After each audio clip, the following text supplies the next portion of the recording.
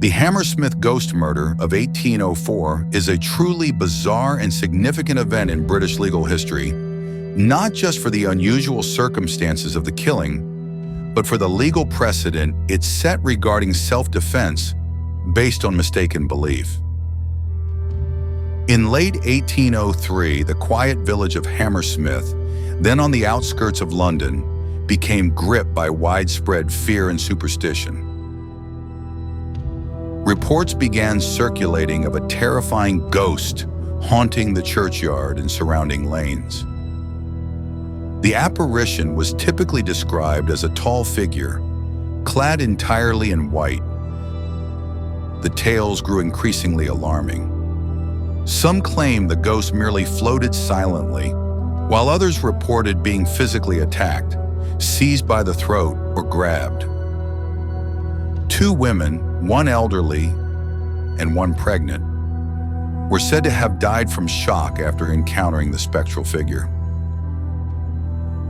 The prevalent belief was that the ghost was the restless spirit of a man who had committed suicide the previous year and had been buried improperly in the churchyard. This hysteria led to a communal panic. People became reluctant to venture out after dark, and groups of armed citizens began forming patrols, determined to catch or confront the elusive specter.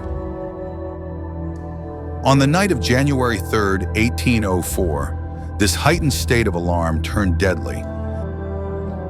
Thomas Millwood, a 29-year-old bricklayer, was on his way home from visiting his parents and sister in Black Lion Lane. Unfortunately for him, he was wearing his work clothes: clean white linen trousers, a new white flannel waistcoat, and a white apron. These white garments, combined with plastered dust from his trade, made him appear conspicuously pale and ghost-like in the dim night. His mother-in-law had reportedly warned him to cover his white clothing, as he had previously been mistaken for the ghost. Francis Smith, also 29, was an excise officer and a member of one of the armed patrols. He was out hunting for the supposed ghost, armed with a shotgun. Around 11 p.m. near Beaver Lane, Smith encountered Millwood. Believing he had finally found the terrifying Hammersmith ghost, Smith challenged him, reportedly shouting something to the effect of, "Damn you! Who are you and what are you? Damn you, I'll shoot you!" Millwood was shot in the lower jaw and died instantly. Smith, upon realizing his terrible mistake, was reportedly very agitated and immediately turned himself in to the authorities. Francis Smith was charged with willful murder and tried at the Old Bailey. His defense argued that he acted out of genuine fear, believing he was defending himself against a supernatural threat. The core legal question became, could someone be held liable for their actions if they were the consequence of a genuine but mistaken belief? The jury initially returned a verdict of manslaughter, a lesser charge, perhaps swayed by Smith's apparent good character and the overwhelming public hysteria surrounding the ghost. However, the presiding judge, Lord Chief Baron Sir Archibald MacDonald, rejected this verdict. He instructed the jury that intent to kill was sufficient for murder, regardless of whether Smith believed his victim was a ghost, and that even if it were a ghost, one could not simply shoot it without legal consequence. The judge asserted that Smith had not acted in self-defense, nor was the shooting an accident. Under the judge's strict direction, the jury was compelled to return a verdict of guilty of murder. Smith was sentenced to death, the customary punishment for murder at the time.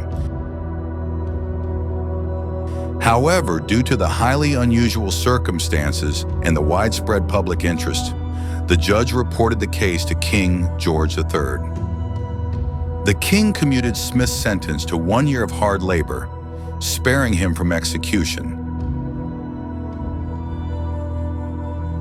The immense publicity surrounding the trial had an unexpected outcome. Shortly after the verdict, an elderly shoemaker named John Graham came forward and confessed to being the real Hammersmith Ghost. He admitted that he had been donning a white sheet to scare his apprentice, who had been frightening Graham's children with ghost stories. Graham then continued the prank, scaring other townsfolk, seemingly unaware of the extreme fear and tragic consequences his actions had caused. Despite his admission, there is no record of John Graham ever being punished for his dangerous hoax.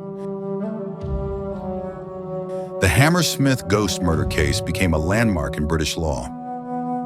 It established a precedent that a person could be held liable for their actions, even if those actions stem from a genuine but mistaken belief about a threat. The case remains a fascinating and cautionary tale, illustrating how mass hysteria and superstition can lead to real-world tragedy, and how the legal system grapples with the complexities of human perception and intent. Here's to another tale from bizarre history. Keep watching our channel to see more such videos. And don't forget to like, share, and subscribe.